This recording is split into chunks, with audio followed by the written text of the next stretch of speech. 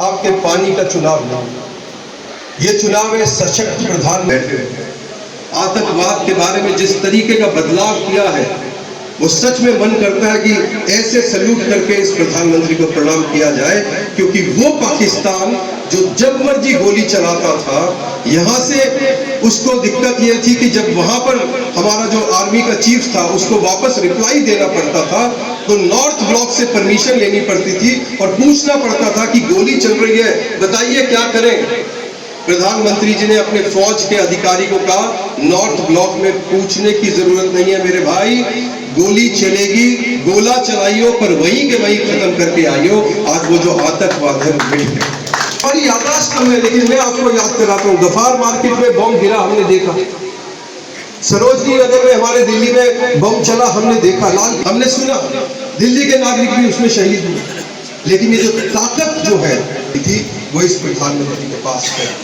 इसलिए ये बहुत जरूरी है कि ये जो चुनाव है हमारा, ये चुनाव एक ऑर्डिनरी चुनाव नहीं, ये चुनाव एक रिपोर्ट कार्ड बनाकर अपने आप को देश में जिसने प्रस्तुत किया, उसने बताया कि मैं ये काम कर चुका हूं। 2024 के चुनाव में ये कहता है कि मेरा सपना है कि 2047 में मैं विकसित भारत बनाऊं। ये जो विजन है, ये उस प्रधानमंत्री का विजन है। आपको तो वैसे ही बीजेपी वालों को कुछ देना चाहिए, अब इतना प्रमोशन आपका कर देते हैं तो नहीं, मैंने कोई मजाक थोड़ा कर रहा है, तो सच में कह रहा हूँ। मतलब आप किसी को भी आजकल एडवर्टाइजमेंट करना हो तो कुछ देना पड़ता है, हम एडवर्टाइजमेंट कर रहे हैं, आपके नाम ले रहे हैं। याद कराया कि सुखविंदर सिंह जी, गगन माता जी, डीपी सिंह जी, अनीता लामा जी, रेणु भल्ला जी, तेजा जी, राजीव त्रिखा जी, मनचंदा जी, रीना मेहंदी रत्ता जी, घाट साहब, पवन जी, नीलम आनंद और अजीत चंडो और सुनील जी, ये मजबूत किया है और विकास भी दिया है। विरासत को ऐसे मजबूत किया है कि 500 साल का चलता हुआ संघर्ष, उस संघर्ष को शांत किया और हम सबको राम मंदिर दिया।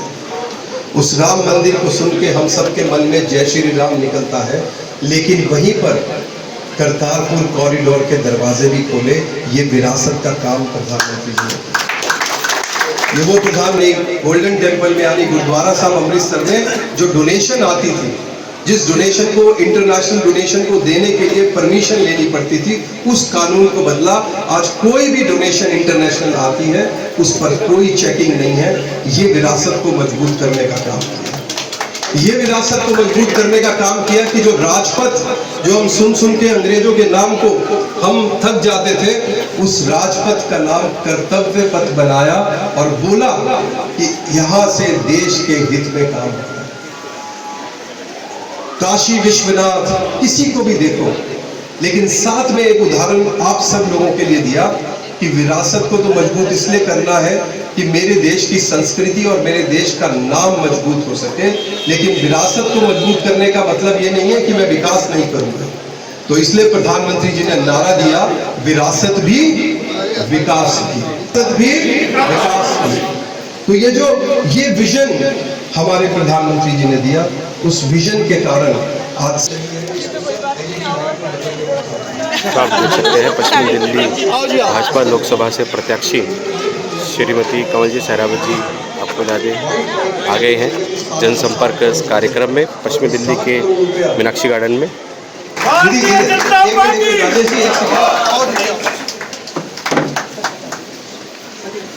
सभी से एक बार जोरदार तालियों से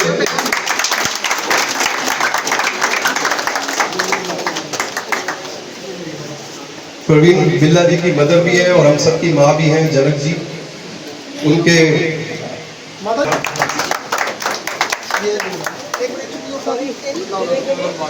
एक बार आपके बीच में आ रही है, सबको प्रणाम करने के लिए, नमस्ते करने के लिए। बहुत देर से आपका लोग इंतजार कर रहे थे और सबका मन था कि अपने कैंडिडेट को मिला जाए, जिसको हम सांसद चुन रहे हैं, जिसको मोदी जी का रिप्रेजेंटेटिव मान रहे हैं, उसको हम देखें, उसकी बात सुने। आप देख सकते हैं कंवल सहरावत जी सभी से मिलते हुए, सभी बड़े बुजुर्गों से भगवान का नाम लेकर होनी चाहिए। तो पहले तो जय श्री राम। जय श्री राम। बोलने को तो कहानी है पर शब्द बेहद कम है।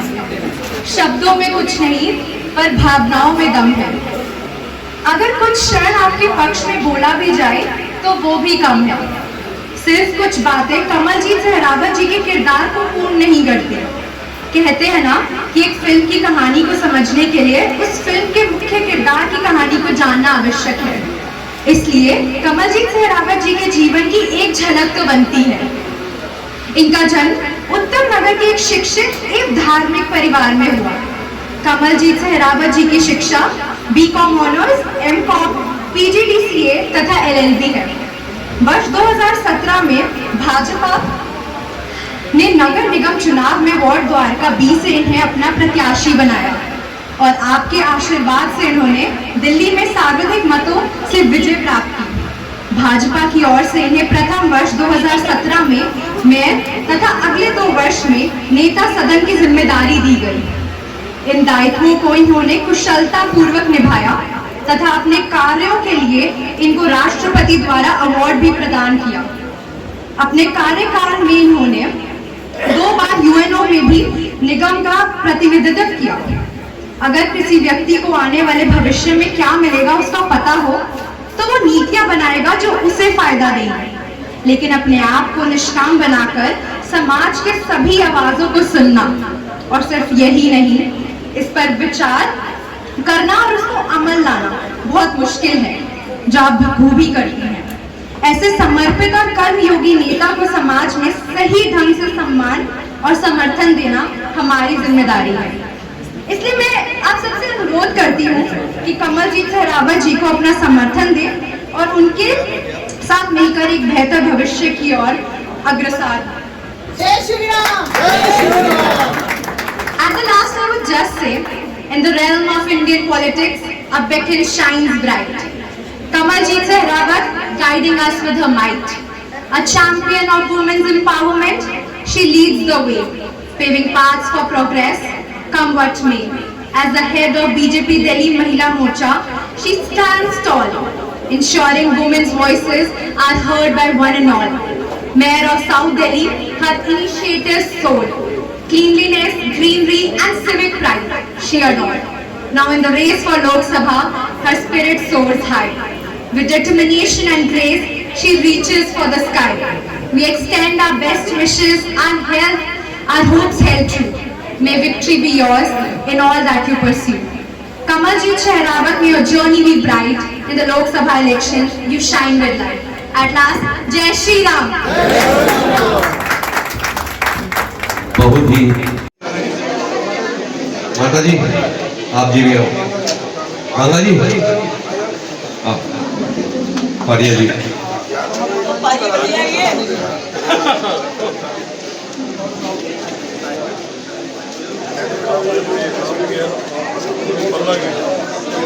अमरपाल जी के बाद भी हमारे बीच में आए हैं, हम उनका अभिनंदन करते हैं। बोले सोनिहार।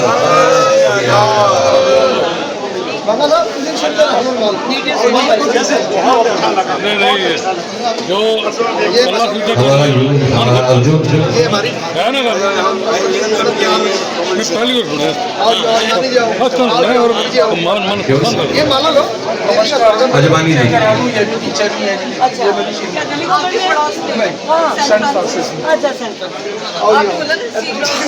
जगी जी देख सकते हैं कमलजीत सहरावत जी का भव्य स्वागत इसमें दिल्ली के मीनाक्षी गणेश परवीन बिल्ला जी आपको याद है कार्यक्रम के तौर पर भाजपा के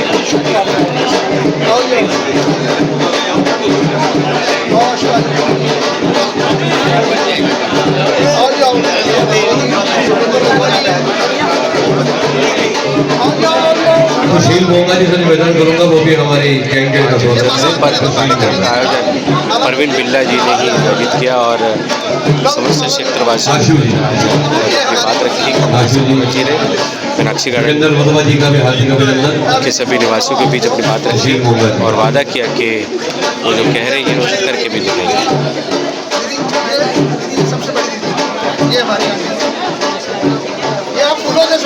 सबसे बड़ी है ये हमारी छोटी बड़ी से छोटी दीदी है। बीजेपी के सेवक चोपड़ा जी, शीलू चोपड़ा जी, शीलू चोपड़ा जी, शीलू चोपड़ा जी आ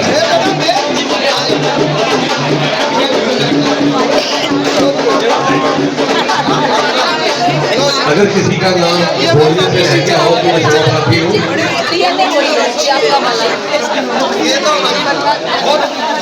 सभी की तरफ से मैं परवीन जी से निवेदन करूंगा कि वो भी स्वागत कर दे दीदी का। भाई बंद करते भाई वो बात नहीं चाहिए।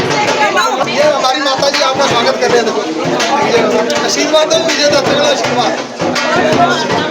आओ जी आओ, बात भी आप ही करो लोग। आओ ये जल्दी कर लो तो दिल्ली को आगे भेज दें, हमारी तरह सारे इंतजार कर रहे हैं। आओ आओ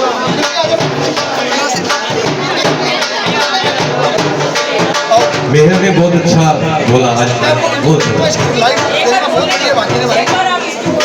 हाँ यार। क्योंकि ये प्रधानमंत्री नरेंद्र मोदी है कि मेरे जैसे साधारण घर की कार्यकर्ता इतनी बड़ी टिकट पर है, क्योंकि नारी शक्ति बंधन है।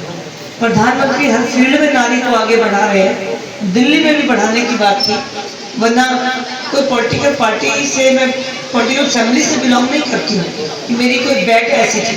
फर्स्ट जनरेशन हूँ मैं अपनी फैमिली की जो अकेले पॉलिटिक्स कर रही है। लेकिन नारी शक्ति बंधन, पहले जो हमारी पायलट थी वो सिर्फ कमर्शियल फ्लाइट उड़ाती थी, आजकल वो राइफल और फाइटर प्लेन भी उड़ा रही है। उसके साथ खड़े हैं। भाजपा के सामने कोई दल नहीं खड़ा है, वो विपक्ष नहीं खड़ा है, वो ताकत खड़ी है। क्योंकि आजकल आप खादी खरीदने लगे हैं, आजकल दिवाली पे आप चेक करने लगे कि स्वदेशी लाइट है या नहीं है। आपका बच्चा कहने लगा है कि माँ ये मेक इन इंडिया है कि नहीं है। आप भी कोशिश करते हो। प्रधानमंत्री ने कहा यार बाहर शादी मत करो, इंडिया में करो, तो अच्छे अच्छे एक्टर्स कैंसिल करा के कर देते हैं। एक मालदीव की बात आती है, लक्षद्वीप और मालदीव की 4000 की बुकिंग कैंसिल हो जाती है।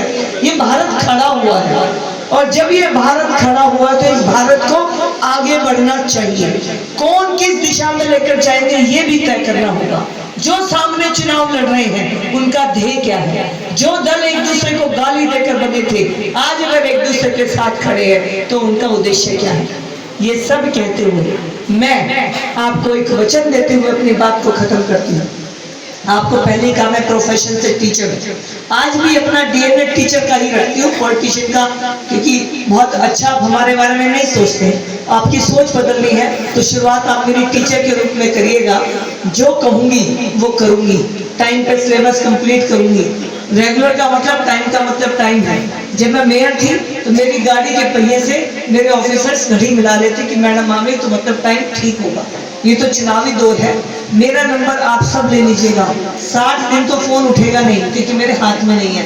आफ्टर 60 डेज जो फोन करेंगे मैं ही उठाऊंगी। लोग फोन करते हैं कमल जी से बात करा दो,